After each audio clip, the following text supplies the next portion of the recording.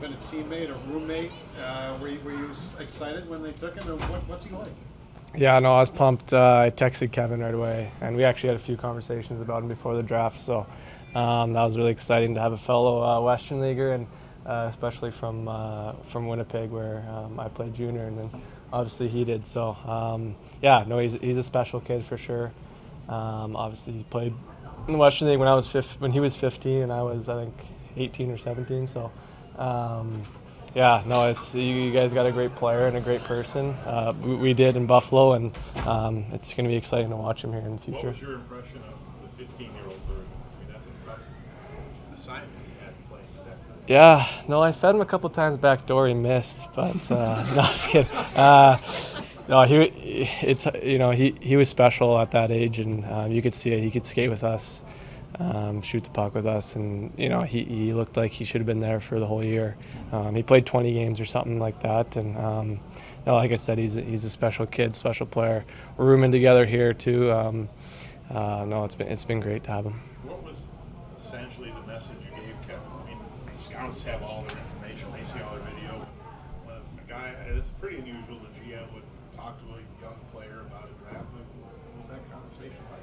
Yeah, just how is he as a person? That's the biggest thing, right? What's he like around his teammates? And obviously he's all flying colors, so nothing to worry about there. And I think that was the biggest thing. They obviously know how he is as a player, but they kind of want to know how's his family, how's off ice to allow him to become the player he can be. James Patrick credits you with really helping change the culture in Winnipeg when they went through a pretty difficult time as an organization. What does it mean to you that you helped sort of create a culture that allowed guys like Matt and Connor Geekie really develop and become draft choices? Yeah, no, actually, in my first year in the Western League, we won 12 games, so out of 70. So it was a tough start for sure. I actually had to convince Matt to come to our team because I wanted him so bad. We had a 30-minute call when he was deciding to go to college or university, obviously, or Western League. I told him pretty much either way you're going to be a stud, so it's not, but I want you on my team. So no, I just I tried to go in every day and work my brains out. I think that's the biggest thing. That year we won 12 games.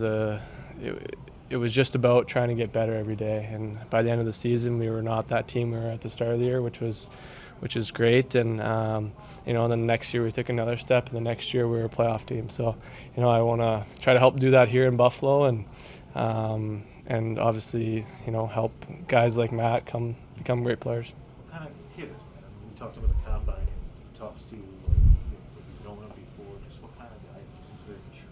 Yeah, for sure, he's a mature kid.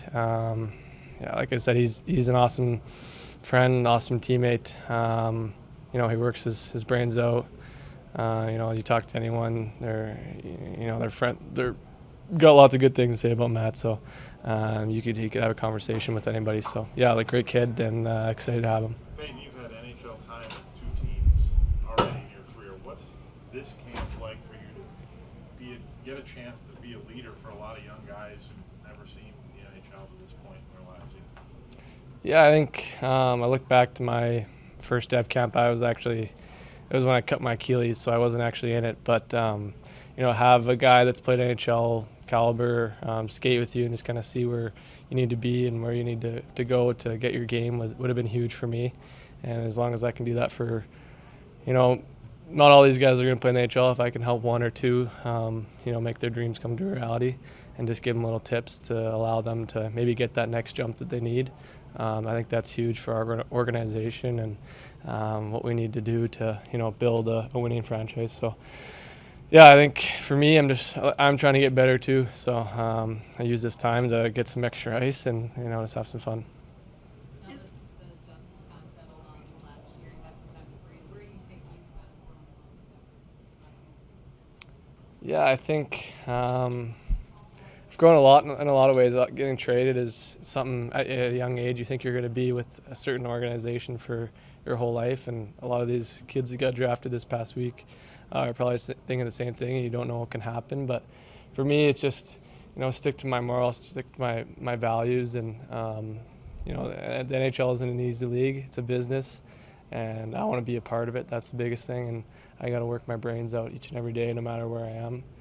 And yeah, I think that's the biggest thing I learned is, just stay humble, have fun, and it's a business to them, but you're living the dream, so can't complain too much. Obviously it's early, but was there any player out there that kind of caught your eye or that impressed you today? Obviously Levi, he seems to dart around in that net. He makes some crazy saves. Both the goalies had a lot of shots today, as Apps is saying. So yeah, it was great to see those guys out there. Obviously, there's all our first-round picks. They're out there. You can tell why they were there, and all our draft picks. So it's exciting to see some fresh blood, and yeah, they're excited. I'm excited to be out there with them.